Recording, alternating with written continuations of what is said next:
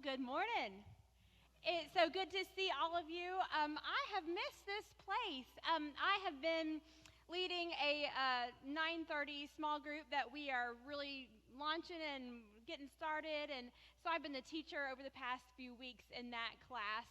And it's been really exciting seeing a lot of new families get plugged in there. So I have not been able to come to modern worship in like a month or two. And so I'm so glad to be with all of you. If we've never met, my name's Lindsay, and I'm one of the pastors here at Wesley. And I hope that y'all are having just a wonderful Advent and a great Christmas season. And it's been so good catching up and seeing what everyone is up to this time of year, because for some, it is a super peaceful, calm, still time of year. But for most, it's absolute chaos. And so I hope that this morning we can hear a word from God about when God calms the storms and reminds us, peace, be still. So I'd like to read from Mark chapter 4, verses 35 through 41. Mark chapter 4, verses 35 through 41. It says, "On that day when evening had come, he said to them, 'Let us go across to the other side.' And leaving the crowd behind, they took him with them in the boat, just as he was. Other boats were with him. A great windstorm arose, and the waves beat into the boat, so that the boat was already being swamped. But he was in the stern, asleep on the cushion, and they woke him up and said to him, 'Teacher, do you not care that we are perishing?' He woke up and rebuked the wind and said to the sea, 'Peace, be still.' And then the wind ceased, and there was a dead calm. He said to them, 'Why are you afraid? Have you still no faith?' And they were filled with great awe and said to one another, 'Who then is this, that even the wind and the sea obey him?'" And so when I read this, I think about leadership. Because every leadership book on the market has something or other to say about credibility and honesty and fairness and winning the trust of your followers. You've got to do things as a leader that's going to make people want to trust you. Because people just, they're not going to follow a leader that they don't trust. Trust is a huge part of leadership. And before anyone can grow as an individual, or before any group of people can grow as a team, they must know who it is that they're following and where they're going and why they're going there. Those are the essentials to getting a team moving to a certain place. And so it's our natural tendency to look at a leader when we're confused. To say, "I don't know what's going on. Who's in charge here? I've got to figure this out," or they've got to figure this out. Or when there's a time of doubt happening, or when there's a time of disaster. And so we can remember all the way, those of us who can remember, September 11th, when we had that tragic attack on September 11th, we looked to the leaders. And the leaders made speeches, and they led the way in how we were going to respond as a nation. In a less,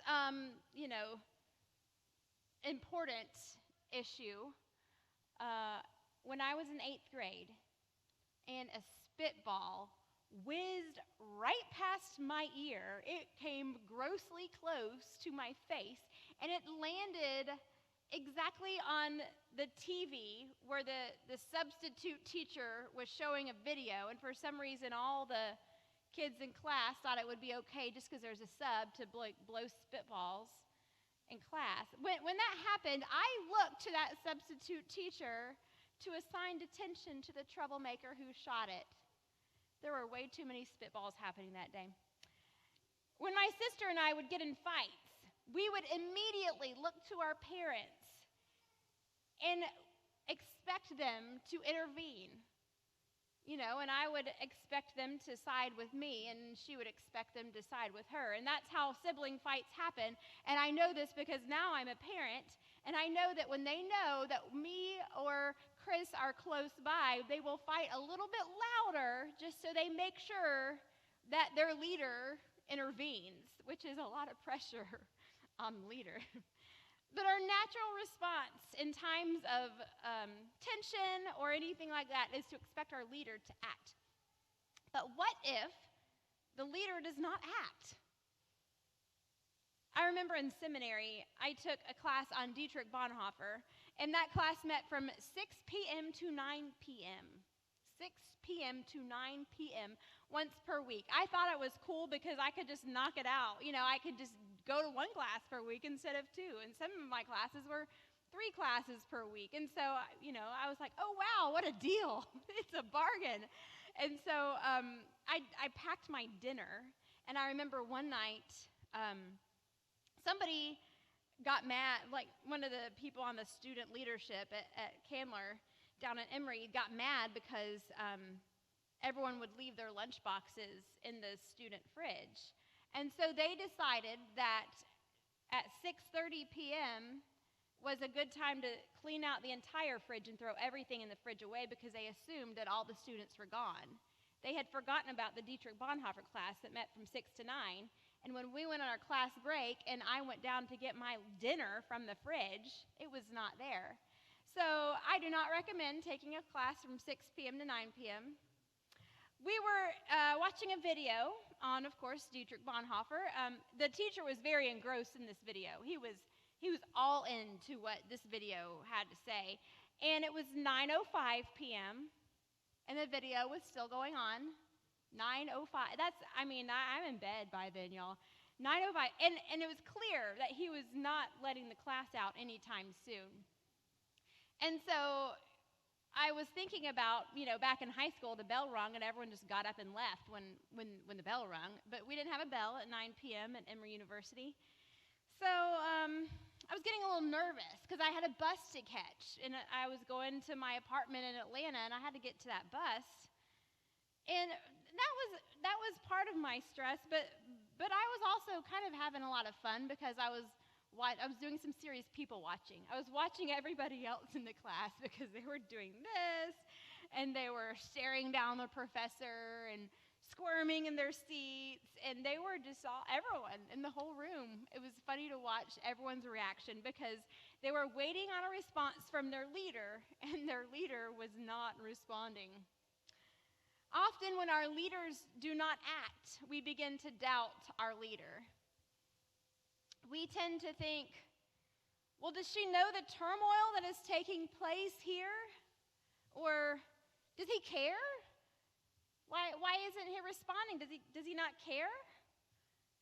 Is she just lazy? Does she not want to care?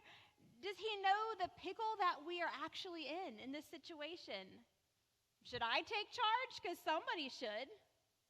And I think that's what happened in the boat with those disciples when Jesus was asleep. And they looked at each other and they said, who's in charge here? Our leader's asleep. Who is in charge? So let's put ourselves in the disciples' point of view. Let's put ourselves in the boat. Let's be Peter for a minute. I want to be Peter because I relate mostly to Peter. So, because he asks these questions that everyone else is afraid to ask, which I really admire in Peter. So let's pretend we're Peter. You're following a leader who you respect and admire, but you don't really know him. Honestly, you and I, in this space, I feel like we know Jesus a lot more than the disciples knew Jesus at the beginning of their journey. They just met the guy. A lot of us in this room have spent years studying Jesus and his whole story from birth to death to resurrection. And they just see this piece. And so they don't know much about Jesus at this point. They're following this leader that they expect and admire, so they don't know what all he's talking about, but they continue to learn more and more from him each day. And he speaks this sort of language that you're not used to. He doesn't just preach to you, but he tells stories, and then you get to piece them together and figure these things out. And these stories are about ways that you can live in ways that have meaning and purpose, ways that you can bear fruit. He talks about God's kingdom, something that you've never heard or understood before. He talks about ways that you can plant a seed and then you can watch it grow. And so if you're Peter, you realize that these teachings are sometimes confusing, but they're good. They're unlike anything that you've ever heard. And you follow Jesus simply because he asked you to. He said to you, "Come follow me," and you said, "Okay." But now crowds are starting to form. And it's great that so many people are hearing Jesus speak, but crowds are getting out of control. And one night, Jesus suggests getting in a boat and traveling across the sea. And you wonder, is this to escape the crowds, or does he have a different plan in mind? Either way, you're glad to be back on the boat because it feels like home, and you're just glad to have Jesus there. You always seem to learn more from him when it's just that small group of disciples. So Jesus takes his place on the stern of the boat, and you watch him just drift off to sleep. And you think, well, I guess Jesus needs to rest too. And a storm comes along, and it's unlike anything you've ever seen before, and you sure have seen a lot at sea. And this boat is rocking so much, and it doesn't seem to be stopping. And you wonder how much more of this that this boat and the disciples in this boat are going to be able to take. And you look at Jesus passed out on that little cushion, and you think, how in the world is he still asleep? I mean, he should be waking up by now.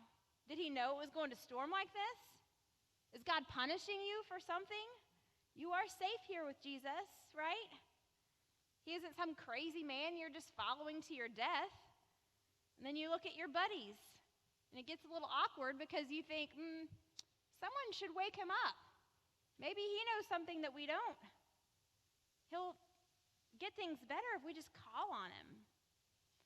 And then you get nervous because you don't know who's going to call on him, and so you all kind of fight over who's going to wake him up.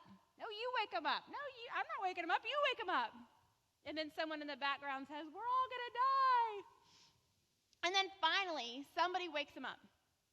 It doesn't say in Scripture who does it, but somebody does. And it seems silly to wake Jesus up in the middle of a storm so he can save you all, especially if there's some lifelong fishermen on that boat. Seems like they'd all know what to do, more so than Jesus. But Jesus wakes up, and he says 3 words. 3 words. Peace. Be still. And when he says that, you aren't sure if he's talking to you or if he's talking to those waves. Peace. Be still. But to whomever or whatever he's talking to, it works. Everything is calm. And you think, this guy just told the wind to be still. He can even control the weather. And then he looks at you and looks at the other disciples, and he says, why are you afraid? Have you still no faith? Of course. You remember, because just the day before, he was talking about planting those seeds and watching them grow into a sturdy plant. And you realize that your fear had held you back from having faith. If you were to have faith, you would have trusted Jesus to begin with. You would have already had peace. Good thing you called on him. You probably would be at the bottom of the ocean by now if you hadn't. Now, friends, I can guarantee you that there will be storms in life. And I can guarantee you that at least 25% of you in this room are in the middle of a storm in life or have been in a storm in the recent past. And some storms might be brought on as a result of following Jesus. So like the disciples in the boat, following Jesus requires taking risks, and sometimes we have to follow Jesus into the storms. When have you followed Jesus into a storm? I know some of you are in the middle of a hard choice that you have to make. You're struggling with relationship issues or family issues or job issues. You might have a decision that you might be delaying. I will never forget the sage advice of my seminary roommate when I was deciding about being a part-time seminary student, which would allow me to be at my current church that I was at longer, but it would also delay my candidacy process toward ordination. And so I was trying to decide if I needed to pack it all in and become ordained quickly, or if I should just kind of string it out and enjoy the ride a little bit more. And so I was weighing these big life decisions, and she told me never make big decisions during finals week. I said, I think you're right. I think I'll make this decision after finals week. But I think that advice is not just for students. Whenever we are in the midst of storms, maybe consider the stuff going on around us and wait and make those big decisions at another time. But Jesus gives us the boldness to act, and sometimes God uses us for God's glory in less than ideal circumstances. When my husband and I decided to become foster parents, we were, in the words of Elsa, going into the unknown. And all we knew was that there was a need for foster parents, and we wanted to welcome children into our home. And we knew that God was calling us into us. And so those three facts, they all fit in together like a beautiful puzzle. And so we knew we were walking into a storm. We took these classes that taught us about what to do if. And all of the what to do if scenarios were extremely scary. They wanted us potential foster parents to be prepared for anything.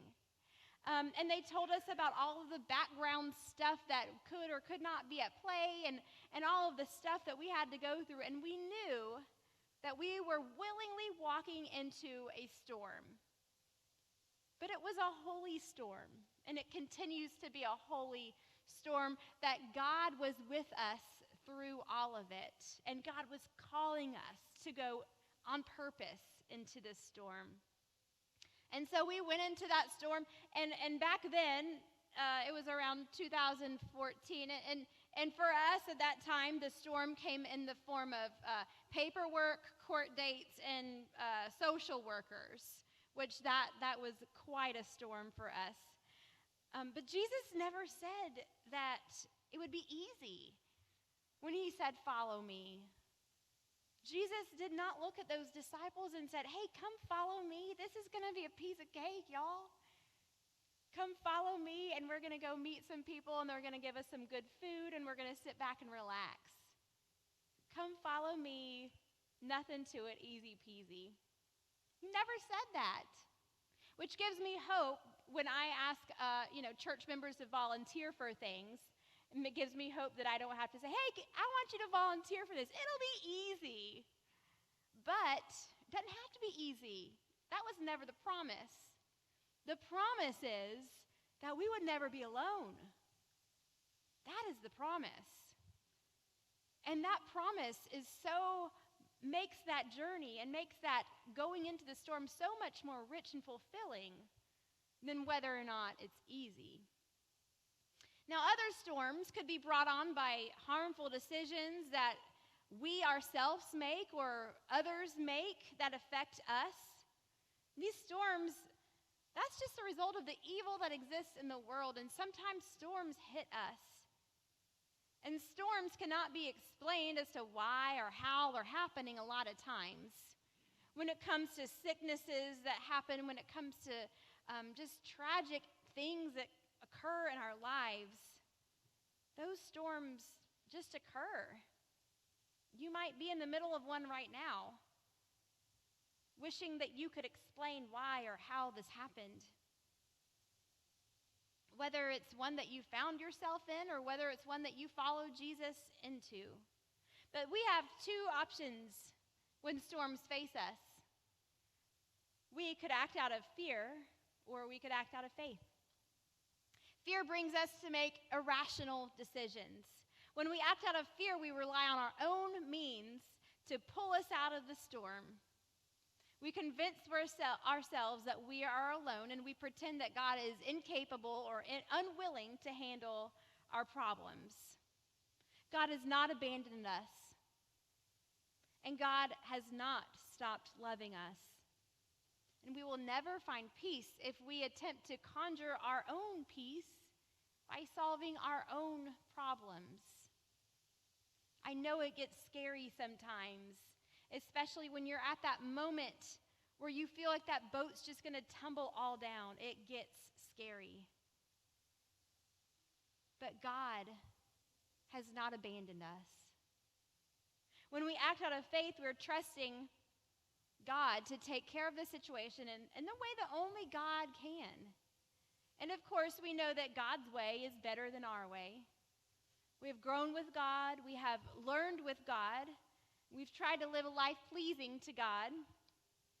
And through this process, we may gain a faith in God that can withstand the storms.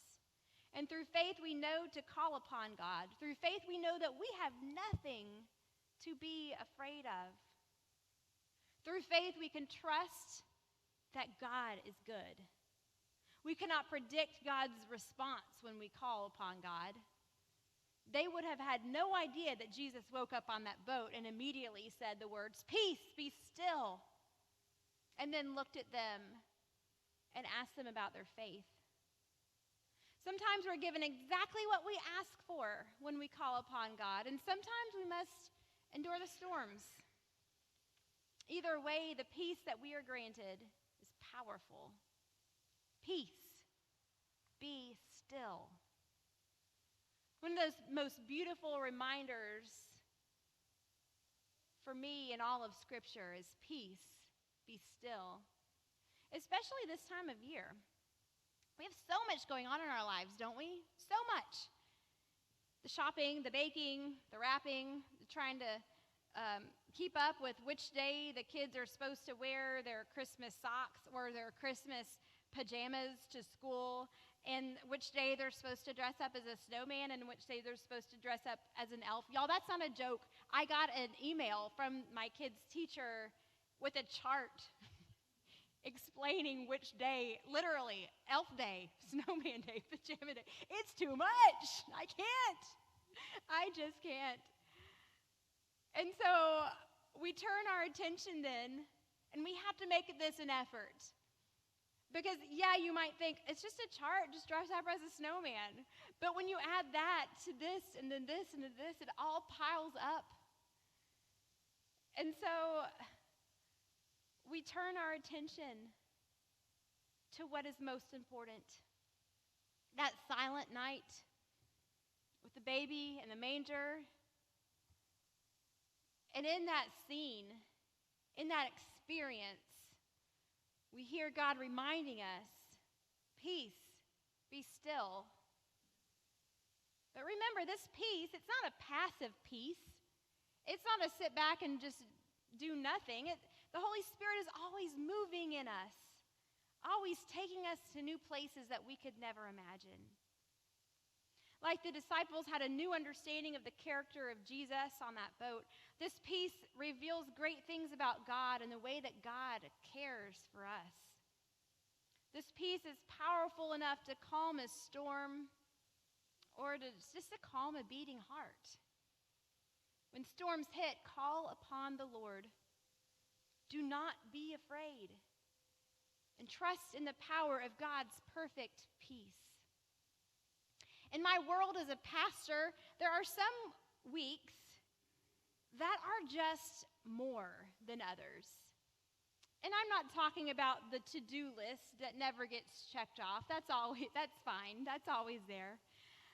But there are some weeks that seem to weigh heavier. Between conversations with people that are hope-filled that I've had this week, And then conversations with people who are simply heartbroken. I have gone and officiated a funeral. I've been at the hospital late at night with a loss. I have done everything in between this week. And in the background is the carols and the shopping and the baking and the peaceful silence of my Christmas tree calling my name, and I just want to sit in front of it and hear God tell me, peace, be still. If you've had a similar week, by the way, of course my dog chose this week to decide 16 years of age, he's just going to lose control of his bladder, so I've officially put him in doggy diapers, just to add to the chaos, I'm like, okay, what else? What else? What else is going on? Let's just put my dog in doggy diapers, But if you've had a similar week, and I know that you have, or you've had in the past, or you will in the future, I promise you at some point that you will in the future. And I'd like you to hear the words that echo in my heart when God reminds me, peace, be still. Rebecca's going to come up and she's going to lead us she's going to play a song for us. And I want this to be our prayer. We need a reminder on this December 11th, in the midst of the storms, in the midst of the chaos that often hits, we need a reminder, and we need a time of connection with God. We need a time to simply be in God's presence. And this is it. This is that opportunity. So I invite you to take a deep breath and just spend some time with God. And let these words of the song that she sings be our prayer this morning.